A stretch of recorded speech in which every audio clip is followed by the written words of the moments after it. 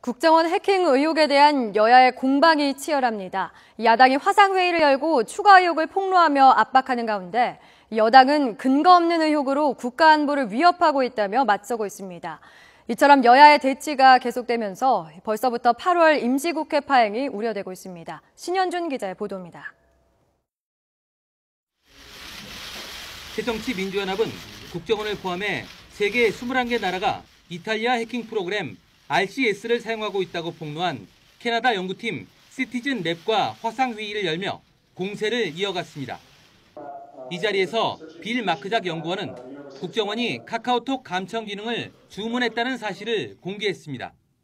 According to Hacking Team, that the NIS raised is that they wanted the RCS spyware to be improved or to add the feature to be able to spy on KakaoTalk conversations and messages. 하지만 실제 카카오톡 해킹 기능이 포함된 프로그램이 국정원에 공급됐는지는 알 수 없다고 말했습니다. 또 국정원이 국내 스마트폰 3대를 해킹한 것이 민간 사찰인지 실험용인지는 추가 조사가 필요하다고 지적했습니다. 아직 판단을 내릴 근거가 부족하다는 얘기입니다.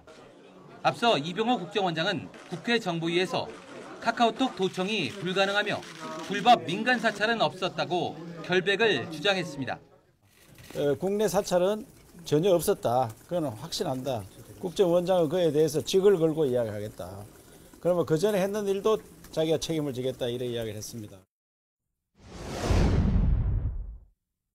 새누리당은 야당이 국정원 발표는 믿지 않고 의혹만 제기하고 있다며 해킹쇼와 화상쇼를 중단하라고 비판했습니다. 또 실체 없는 뜬구름 같은 의혹으로 방어망을 허무는 안보 자해 행위를 중단하라고 촉구했습니다. 정보 수집 수단 자체가 대외비인데 이것이 외부로 노출되면서 우리 안보에 큰 구멍이 나고 있는 실정입니다. 야당은 지난 대선을 전후해 이탈리아 해킹팀의 서버 백업 기록에서 국내 IP 주소 4곳에 대한 접속 기록이 확인됐다며 추가 의혹을 제기하고 이병호 국정원장 등도 추가로 고발했습니다. 동시에 국정조사와 특검 도입을 요구하며 여당을 더욱 압박하고 나섰습니다. 제대로 된 진상조사가 이루어지기 위해서는 자료 제출, 전문가 참여, 그리고 일정한 기간 확보입니다. 그렇지만 한 가지도 충족되지 않고 있습니다. 여야는 일단 오는 6일 외부 전문가와 국정원 간 기술 간담회를 시작으로 10일 안행위, 12일 국방위를 열어 의혹을 검증할 계획입니다. 이후에는 국정원의 2차 현안 보고나 현장 방문 조사 가능성도 열려 있어 해킹 전국은 이달 내내 이어질 전망입니다.